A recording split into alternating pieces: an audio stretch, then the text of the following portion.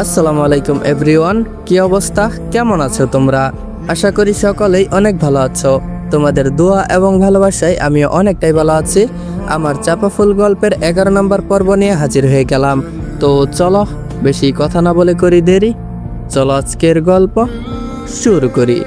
ঘুম ভাঙতেই হুট করে চোখের সামনে অনাকাঙ্ক্ষিত কিছু দেখে চমকে যায় মেঘ। মানুষ কখনো যেটা কল্পনায় ও ভাবনায় না আনে, মাঝে মাঝে সেই জিনিসটাই মানুষের সাথে ঘটে, তখন স্বভাবতই মানুষ চমকে যায়, খুব অবাক হয়। তেমনি মেঘও ঘুম থেকে উঠে হুট করে চোখের সামনে সুমনকে দেখে চমকে যায়। শুকনো ঢুক গেলে মনে মনে ভাবতে থাকে, এই লোকটা এখানে কি করছে? কাল মেরে কি স্বাদ মেটেনি? এখনো আবারও মারতে আসছে নাকি? গাল দুটো এখনো ব্যথায় টনটন করছে, নাকি আবার পুলিশে দিবে? আচ্ছা, লোকটা কি সাথে করে পুলিশ নিয়ে এসেছে? মেঘ বেডের চারপাশে একবার দরজার দিকে তাকায়। দরজা হালকা ভেরানো, কাউকে দেখতে পায় না। পরক্ষণে আবার মেঘের মাথায় আসে তার মায়ের কথা। পুরো কেবিনে চোখ বুলায়, কিন্তু সুমনকে ছাড়া আর কাউকে দেখতে পায় না। মেঘ ভয়ে ভয়ে সুমনের দিকে তাকিয়ে দেখে তার দিকেই তাকিয়ে আছে সুমন। মেঘ বলল, আপনি এখানে কি করছেন? মেঘ তুতলাতে তুতলাতে কথাটা বলল। সুমন এতক্ষণ মেঘের দিকেই তাকিয়েছিল। মেঘের কথা শুনে একটু নড়েচড়ে একটা টুল টেনে বসে পড়ে। গলা খেকারি দিয়ে বলে, আপনি বোধহয় আপনার মা খালাকে খুঁজছেন। মেঘ কিছু বলে না। সুমন নিজেই বলে, ওনারা একটু নিচে গেছে ব্রেকফাস্ট করার জন্য। দুজনকেই খুব ক্লান্ত লাগছিল, হয়তো সারা রাত জেগেছিল এজন্য। আমি পাঠিয়েছি খেয়ে আসার জন্য। মেঘ অবাক হয়ে যায়, মা আর মামুনি কি করে পারলো এই লোকটার কাছে, তাকে এইভাবে এই লোকটার কাছে একা ছেড়ে যেতে? কাল কি দেখেনি এই লোকটা তাকে কিভাবে মেরেছে? এখন যদি একা পেয়ে খুন করে ফেলে, মা আর মামুনি বুদ্ধি শুদ্ধি কি লোপ পেয়েছে নাকি? মেঘের সব আজগুবি ভাবনার মাঝে সুমন গলা খেকারে দিয়ে বলে, ভয় পাবেন না, আজ আপনাকে মারতে বা খুন করতেও আসিনি আমি। মেঘ বড় বড় করে চোখ করে সুমনের দিকে তাকায়। লোকটা কি করে মেঘের ভাবনার মাঝে কথাটা বুঝলো? সুমন বলল, আসলে কালকের জন্য সরি, বাট নট সরি। আপনার গায়ে হাত তোলাটা হয়তো বা একদম ঠিক হয়নি, আবার হয়তো হয়েছে। মেঘ বলল, আপনি কি নেশা টেশা করে এসেছেন? মেঘ ব্রুকোসকে বলে কথাটা। একবার সরি বলছেন, আবারও বলছেন নট, আবার বলছেন গায়ে হাত তোলা ঠিক হয়নি, আবারও বলছেন হয়েছে। আপনার মাথা মনে হয় খারাপ হয়ে গেছে, আপনি ডাক্তার দেখান। সুমন মেঘের কথায় মুচকি এসে বলে, আসলে আমার মাথা খারাপ হয়ে গেছে হয়তো। বাদ দেন এসব কথা। আপনি মোটেও নিজের ভালোবাসার জন্য অন্য কাউকে পৃথিবীর বুক থেকে সরানোর চেষ্টা করতে পারেন না। নিজের ভালোবাসা পেতে হলে এমন কোনো কথা নেই যে আপনি তাকে পেতেই হবে। আপনি আশারকে ভালোবেসেছেন, তাই তো? তাহলে এটা কি চান না যে আশার সুখী হোক? আশার তো আপনাকে নিয়ে সুখী হতে চায় না। সে তার চাপা ফুলের মধ্যে নিজের সুখ খুঁজে নিয়েছে। দিন না ওদের ভালো থাকতে, শুধু শুধু কেন এত ঝামেলা, এত সংঘাত? ভালোবাসার মানুষটা ভালো থাকাটাই তো সবচেয়ে সুখের বিষয়। মেঘ সুমনের কথায় ফুরন কেটে বলে, হয়তো কাউকে কোনোদিন ভালোবাসেননি, এজন্য এসব কথা বলছেন। আসলে ভালোবাসলে এসব কথা কখনোই বলতেন না। আপনি কি করে বুঝবেন নিজের ভালোবাসার মানুষটাকে অন্য কারোর সাথে দেখলে কেমন লাগে? মেঘের কথায় সুমন বেদনার হাসি আসে। একটা দীর্ঘশ্বাস ছেড়ে বলে, মন ভাঙার লোককে জিজ্ঞেস করছেন ভালোবাসেননি কাউকে? আপনি হয়তো বছর যাবৎ ভালোবাসছেন আশারকে, কিন্তু কত বছর? মেঘ একটু ভেবে বলে, হয়তো হবে 6-7 বছর কিংবা আরো বেশি। মেঘের কথায় সুমন বলল, দেখেছেন ভালো মতো সময়টাও বলতে পারছেন না। আর আমি দীর্ঘ 15 বছর যাবৎ একজনকে নীরবে ভালোবেসেছি। চোখের সামনে তাকে একটু একটু করে বড় হতে দেখেছি, নিজেই তার যত্ন নিয়েছি, কিন্তু অবশেষে সে আমার না, তার মনে অন্য কারো বাস। কি আর করব বলুন? সে সুখে থাকলেই তো আমার সুখ। মেঘ বলল, কার কথা বলছেন আপনি? মেঘ কৌতূহলী হয়ে জানতে চায়। সুমন বিষয়টা এড়িয়ে যায় আর বলে, আপনি ওদের জীবন থেকে সরে যান। সুন্দর একটা জীবন পড়ে আছে আপনার জন্য, সেটা গুছিয়ে নিন। কারোর জন্য কিছু থেমে থাকে না। এখন হয়তো মনে হবে তাকে ছাড়া বাঁচবেন না, তাকে ছাড়া চলবে না আপনার, কিন্তু পরবর্তীতে গিয়ে অতীতের এসব কথা ভেবে হাসি পাবে। যে আমাকে চায় না কেন তার বিরক্তির কারণ হব? নিজের ভালোবাসা না হয় নিজের ভিতরেই যত্ন পুষে রাখুক। সুমন আরো অনেক কথাই বলেছে মেঘকে। মেঘ সেই কথা চুপচাপ শোনে আর চোখের পানি ঝরায়। সুমন তার কথা শেষ করে একটা লম্বা দীর্ঘশ্বাস নেয়। তারপর মেঘের দিকে তাকিয়ে দেখে মেয়েটা নীরবে কাঁদছে। সুমন সান্ত্বনা দেওয়ার জন্য তার হাতটা উঠে আবার কি মনে করে যেন সরিয়ে নেয়। তারপর কিছু না বলে তারপর উঠে দাঁড়ায় চলে যাওয়ার জন্য। পিছন থেকে শুনতে পায়, আমি চলে যাব ওদের জীবন থেকে, চিরদিনের জন্য চলে যাব আমি। আর কখনো ওদের মুখোমুখি হব না। আমি আর এই দেশে থাকবো না, ওরা ভালো থাকুক। সুমন মেঘের কথা শুনে মুচকি হাসে। তারপর পিছনে না তাকিয়ে বেস্ট অফ লাক বলে চলে যায়। মেঘ সুমনের যাওয়ার দিকে তাকিয়ে চোখের পানি ঝরায়। কি অদ্ভুত মানুষের জীবন। আচ্ছা, মানুষের জীবনে প্রেম না থাকলে কি খুব বেশি ক্ষতি হয়ে যেত? যার ভাগ্যে যে নেই তার প্রতি সৃষ্টিকর্তা এমন ভালোবাসা কেন দিল? সকাল থেকে দোলন কান্না করে যাচ্ছে। আশার হাজারবার জিজ্ঞেস করেছে কি হয়েছে, কোথায় কষ্ট হচ্ছে, কিন্তু কোনো উত্তর দিচ্ছে না। সমস্যা হলে যেন তাকে জানায়, কিন্তু দোলন একটু শব্দও করছে না, এমনকি আশার দিকে এক পলক তাকাচ্ছেও না। আশার চিন্তায় চিন্তায় পাগল হয়ে যাচ্ছে। কি হয়েছে মেয়েটার? কালকের বিষয় নিয়ে টেনশনে আছে।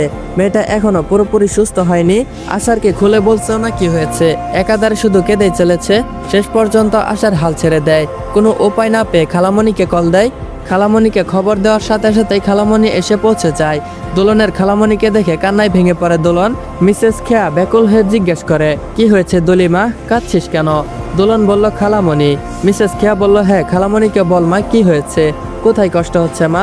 দোলন বলল, কোথাও কষ্ট হচ্ছে না খালামণি। মিসেস খেয়া বলল, তাহলে কেন কান্না করছিস তুই? দোলন বলল, আমি বাড়ি যাব তোমার সাথে খালামণি, আমাকে বাড়ি নিয়ে চলো। আশার দোলনের কথা শুনে চোখগুলো বড় বড় করে দোলনের দিকে তাকায়।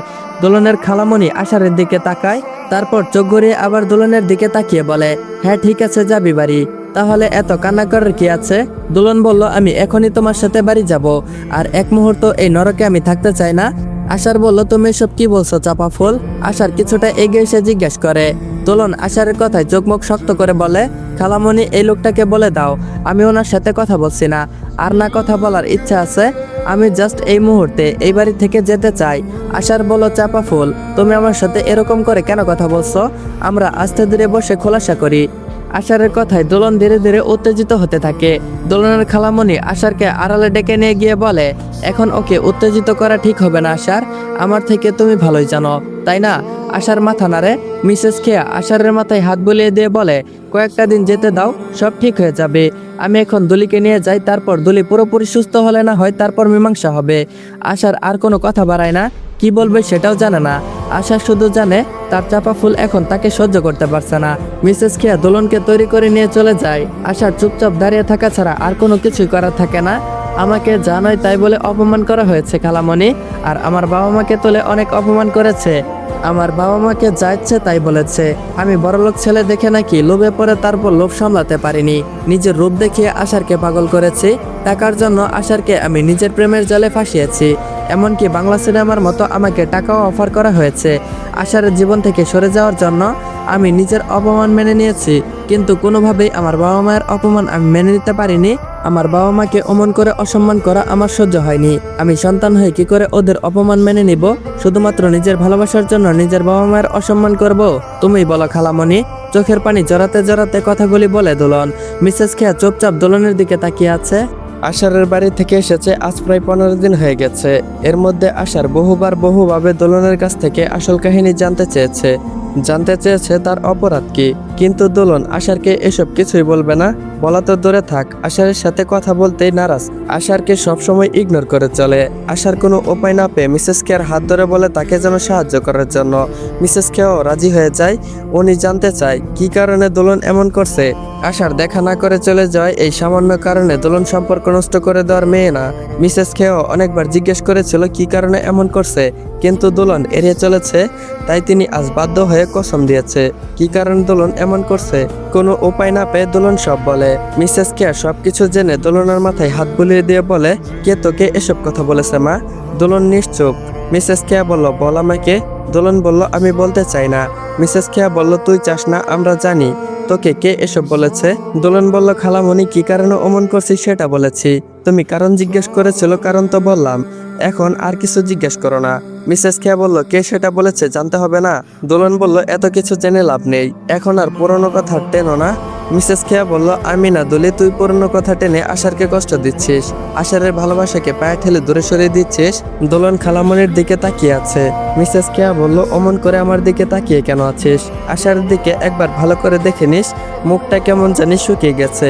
একবারে ভালো করে তাকালে দেখতে পাবি তোর জন্য চিন্তা করতে করতে কি অবস্থা হয়েছে। অনেক তো হলো, এবার সবকিছু মিটমাট কর। এসব ঝামেলা আর ভালো লাগছে না দুলি, আর কত মান অভিমানের পালা চলবে? আমারও বয়স হয়েছে, তোর আর সুমনের জন্য চিন্তা করতে করতে আমি শেষ। এবার সব মিটিয়ে নে মা। তুই কি চাস না তোর খালামণি তোদের সুখী দেখুক, তারপর দুই চোখ বুঝুক? দোলন বলল, এভাবে কেন বলছো খালামণি? মিসেস খেয়া বলল, আশার তোর জন্য কষ্ট পাচ্ছে মা, আর দুলি তুই নিজেও কষ্ট পাচ্ছিস। দোলন বলল, উফ খালামণি, সেই এক কথা বারবার, আশার আশার আর আশার। আমার মাথা প্রচন্ড ধরেছে, আমি গেলাম। দোলন কথাগুলো বলে সে নিজের রুমে চলে গেল। মিসেস খেয়া মনে মনে অঙ্ক মেলাচ্ছে। তিনি ভাবতে পারছেন না দোলনকে এইভাবে কেন কথা বলেছে। হয়তো ধারণা করতে পারছেন লোকটাকে, তবে মনে প্রাণে চাচ্ছেন যেন ওনার ধারণা ভুল হয়। নিজের ভাবনা থেকে মিসেস খেয়া বের হয়ে তারপর ফোনের দিকে তাকায়। এতক্ষণ ধরে আশার কলে ছিল। দোলনের প্রতিটা কথা আশার শুনেছে। মিসেস খেয়া বলল, আশার আছো? কানে ফোন ধরে মিসেস খেয়া জিজ্ঞেস করে। আশার বলল, হ্যাঁ আন্টি বলুন। মিসেস খেয়া বলল, সবই তো শুনলে, এখন বাকিটা তোমার ওপর করতে হবে। দুলি আর কিছু বলবে না? আমি যতটুকু চিনি ওর থেকে আর কোনো কথা বের করা সম্ভব না। আশার বলল, চিন্তা করবেন না আন্টি, এবার সব রহস্য উন্মোচন হবে। আসল পালের গদাকে সেটা বের হয়ে আসবে। আমার আপনার সাথে কিছু কথা আছে, বিকালে সময় করে দেখা করা যাবে? মিসেস খেয়া বলল, আমি তো সবসময় ফ্রি, চলে এসো, সমস্যা নেই। আশার বলল, আচ্ছা এখন রাখি। মিসেস খেয়া বলল, আচ্ছা। তারপর কান থেকে ফোনটা নামায়। মিসেস খেয়া কান থেকে ফোনটা নামিয়ে পিছনে ঘুরতেই দেখতে পায় সুমন তার পিছনে দাঁড়িয়ে আছে। সুমনকে কেমন করে যেন তাকিয়ে আছে দেখে মিসেস খেয়া বলল, কি হয়েছে? সুমন দায়সারাভাবে বলে, কোথায় কি হয়েছে? মিসেস খেয়া বলল, এভাবে তাকিয়ে আছিস কেন আমার দিকে? সুমন বলল, সবকিছুতেই কেমন যেন একটা রহস্য খুঁজে পাই মা। মিসেস খেয়া বলল, কিসের রহস্য? সুমন বলল, আহমেদ বাড়িতে রহস্য আর রহস্য, আর সেই রহস্য আমাদের বাড়িতেও ছড়িয়ে যাচ্ছে আস্তে আস্তে। কি অদ্ভুত বিষয়, তাই না মা? মিসেস খেয়া বলল, তুই কি বলছিস সুমন? আমি কিছুই বুঝতে পারছি না। সুমন বলল, বাদ দাও, কিছু বুঝতে হবে না, আমি তোমাকে কিছু বলতে চাই, তোমার কি সময় হবে? মিসেস খেয়া বলল, এভাবে কেন বলছিস বাবা? কি বলবি বল। আর সন্তানের জন্য মায়ের অফুরন্ত সময় বাবা। সুমন একটা দীর্ঘশ্বাস ছেড়ে বলে, আমি ঠিক করেছি, আমি চলে যাব। মিসেস খেয়া বলল, মানে? চলে যাবে মানে কি? আর কোথায় যাবি? সুমন বলল, আমি আর এই দেশে থাকবো না, আমি দেশের বাইরে চলে যাব। মিসেস খেয়া বলল, কি কি বলছিস এসব? পাগল হয়ে গেছিস তুই? দেশের বাইরে চলে যাবে মানে? সুমন বলল, এই দেশে মন টিকছে না মা, দিন শেষে আমি ভালো থাকতে পারছি না। মিসেস কেয়া সুমনের মাথায় হাত বুলিয়ে দিতে দিতে বলে, এসব বলিস না বাবা, তুই আমার একমাত্র সম্বল, তুই চলে গেলে আমি কাকে নিয়ে বাঁচবো?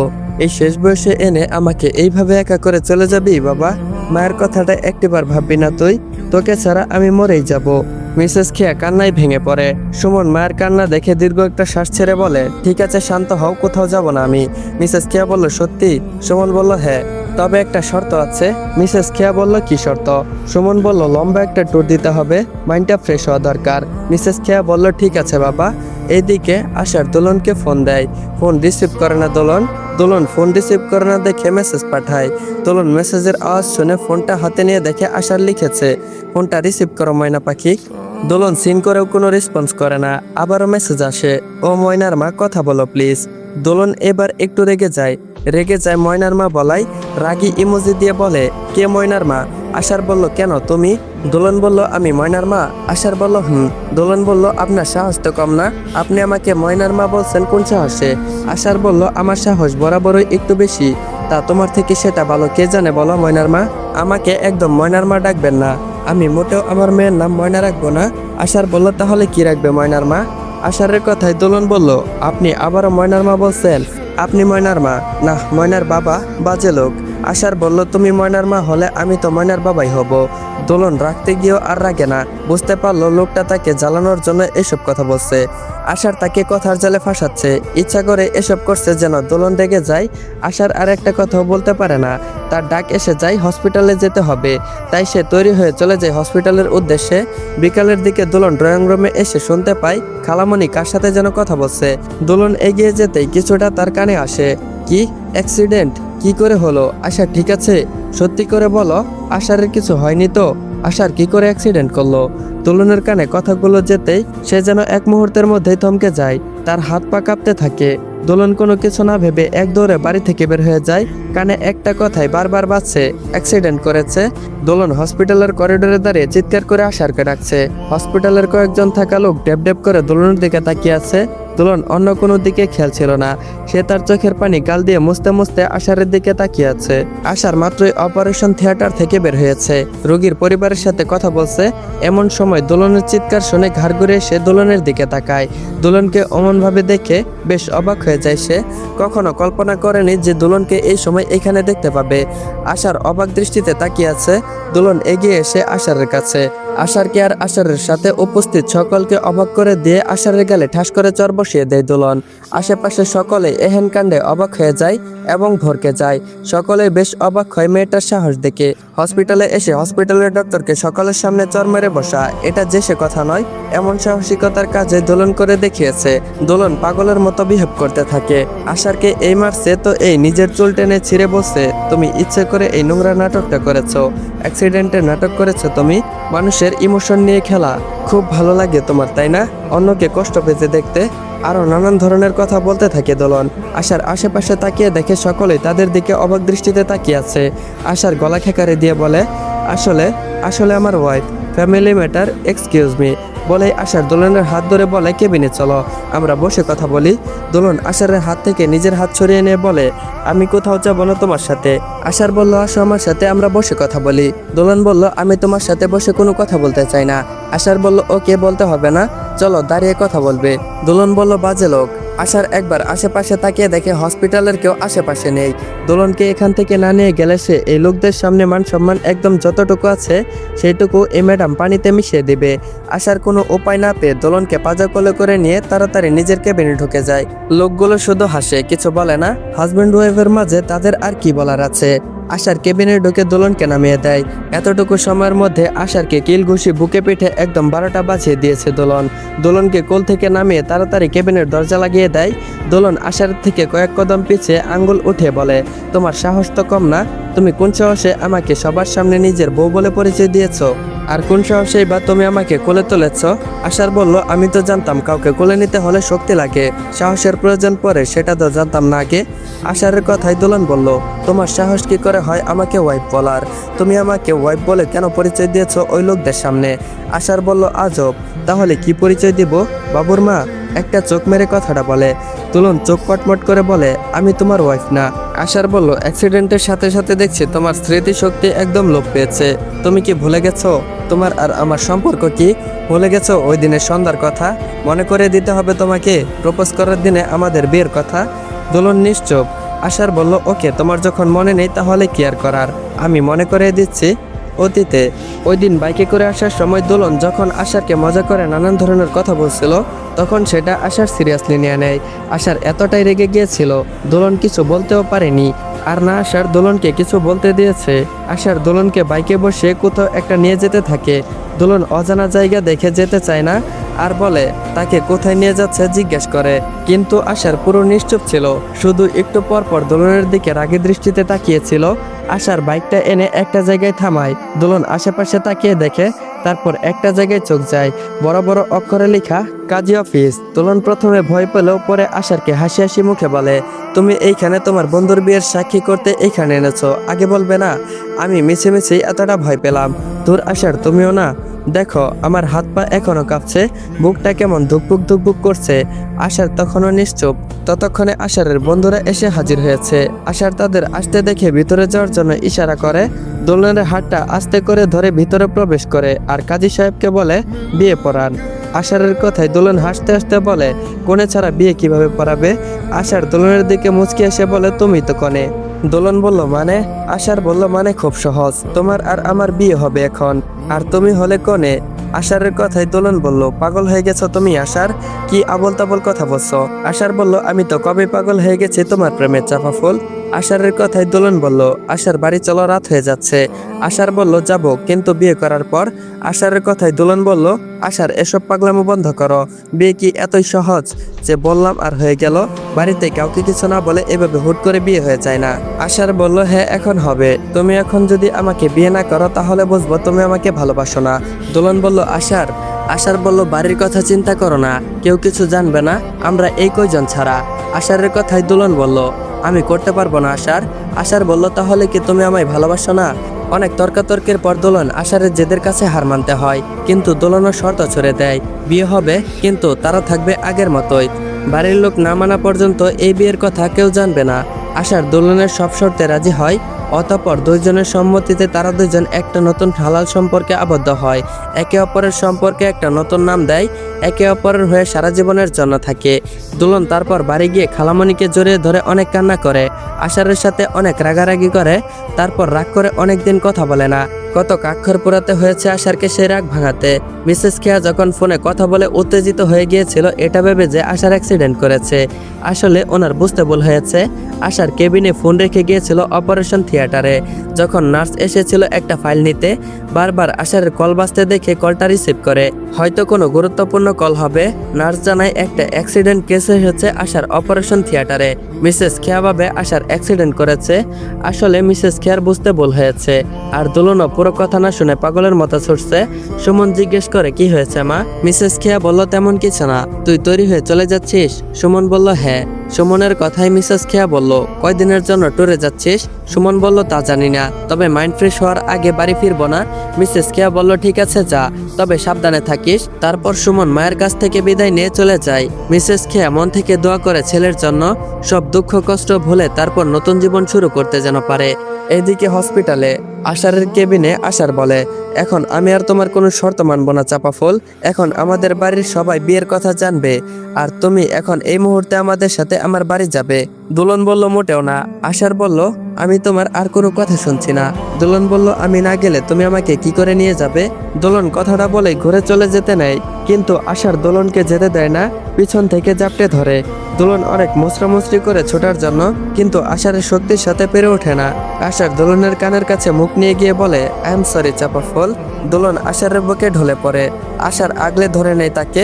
ডাক্তার হওয়ার সুবাদে সে জানে একজন মানুষকে কি করে অজ্ঞান করতে হয়। আশা সেই টেকনিকটাই কাজে লাগিয়েছে। দোলনকে বাড়ি নিয়ে যেতে হবে, আসল কালপ্রিটকে ধরতে হবে। দোলন জীবনের সেই কথা বলবে না। আশার দোলনকে পাজা কোলে করে নিয়ে চলল তার শ্বশুর বাড়ি।